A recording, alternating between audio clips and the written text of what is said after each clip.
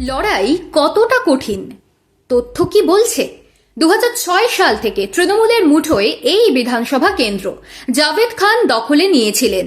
2011 থেকে 2021 এখানেই একচেটিয়া দাপট ছিল সুব্রত মুখার্জির।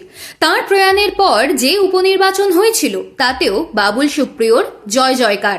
এহেন বালিগঞ্জে কি অতীত ফেরানো সম্ভব বামেদের পক্ষে?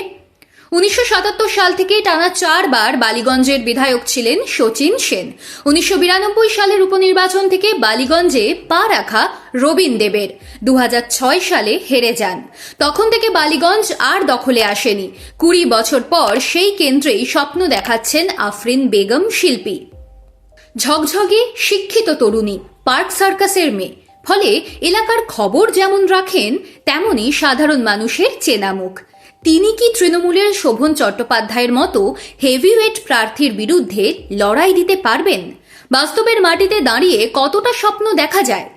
আফরিন কিন্তু বলে দিচ্ছেন লড়াইটা তাঁর কাছে কঠিন নয়। তিনি বালিগঞ্জের মেয়ে, ফলে হাতের তালুর মতো চেনেন এলাকা। কোথায় কি সমস্যা ভালো করে জানেন। আফরিনের কথায়, আমি নিজে এখানে বড় হয়েছি, ফলে সাধারণ মানুষের যে সমস্যা সেটা আমারও। তাই এই অঞ্চলের সমস্যার গভীরে পৌঁছতে আমার সমস্যা হচ্ছে না।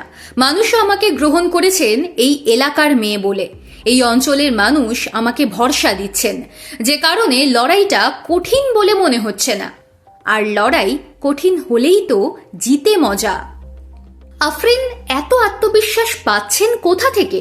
সিপিআইএমের নতুন প্রজন্মের ছেলে মেয়েদের গলায় আগ্রাসন যেমন থাকে, তেমনি আবেগের সিংহভাগ দখল করে নেয় আত্মবিশ্বাস।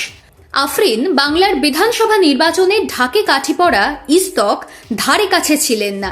কেউই কার্যত চিনত না তাঁকে। কখনো কোনো মিটিং, মিছিল বা ধর্নাতেও দেখা যায়নি। সেই তাঁকেই বালিগঞ্জ থেকে প্রার্থী করে চমকে দিয়েছে সিপিআইএম। যাদবপুরের রিসার্চ স্কলারও চেষ্টার ত্রুটি রাখছেন না। আফরিন এখন ঘুরে ঘুরে মানুষের ভালোবাসা কুড়োনোর চেষ্টা করছেন। তেমনই গিয়েছেন মীরা ভট্টাচার্যের আশীর্বাদ নিতে। পশ্চিমবঙ্গের প্রাক্তন মুখ্যমন্ত্রী বুদ্ধদেব ভট্টাচার্যের পাম এভিনিউয়ের ছোট্ট ফ্ল্যাটে ছুটেছিলেন আফরিন। মীরা দেবী তাঁকে বলেছেন, লড়াই করে যাও, একমাত্র লড়াই জেতার দরজা খুলে দেয়। বুদ্ধবাবু প্রয়াত হয়েছেন, তবু আজও তিনি প্রাসঙ্গিক বাম রাজনীতিতে। ঠিক তেমনি প্রাসঙ্গিক মীরা দেবীও। বয়স হয়েছে ঠিকই, কিন্তু দলের জন্য প্রচারে অক্লান্ত। সদ্য ঝাড়গ্রামে গিয়েছিলেন প্রচারে। সেখান থেকে ভোটে দাঁড়িয়েছেন অর্জুন মাহাতো। তাঁর সমর্থনেই প্রচারে গিয়েছিলেন মীরা ভট্টাচার্য। বামেদের অনুষ্ঠানে মাঝে সাঝেই দেখা যায় তাকে। সম্প্রতি বুদ্ধবাবুর জন্মদিনেও হাজির ছিলেন তিনি। সেই মীরা দেবীর ভোটের প্রচারে যাওয়ার গুরুত্ব অন্যরকম। ঝাড়গ্রামের মানিকপাড়া এরিয়া কমিটির কার্যালয়ে দলের কর্মীদের নিয়ে একটি বড়সড় সভা করেন তিনি। প্রাক্তন মুখ্যমন্ত্রীর স্ত্রী মীরা দেবীকে দেখার জন্য উপচে পড়া ভিড় ছিল সেখানে।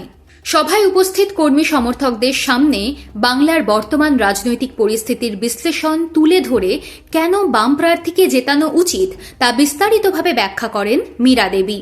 দলের সংগঠন আরও মজবুত করতে এবং তৃণমূল স্তরে কর্মীদের সক্রিয় ভূমিকা নিশ্চিত করতে তিনি একাধিক দিক নির্দেশ দেন। শুধু তাই নয়, তিনি বাড়ি বাড়ি গিয়েও মানুষদের সঙ্গে কথা বলেন।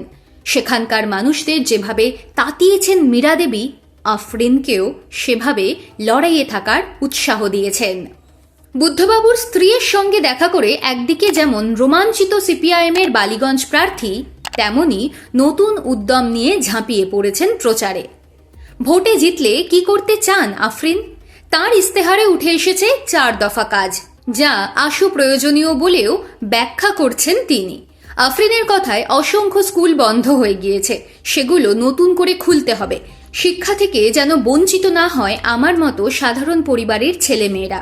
সেই সঙ্গে যুবকদের কাজের ব্যবস্থা করতে হবে, যাতে পরিযায়ী শ্রমিক হয়ে রাজ্যের বাইরে না চলে যেতে হয় যুবকদের। সেই সঙ্গে বালিগঞ্জ অঞ্চলে বস্তি রয়েছে, সেখানে যত বাড়ি আছে পাকা ছাদ করতে হবে। স্বাস্থ্য ব্যবস্থা ঢেলে সাজাতে হবে। আফরিনের হাতে এখন সময় রয়েছে। এই সময়টুকুতেই জনসংযোগে ডুবে থাকতে চান বামেদের সর্বকনিষ্ঠ প্রার্থী।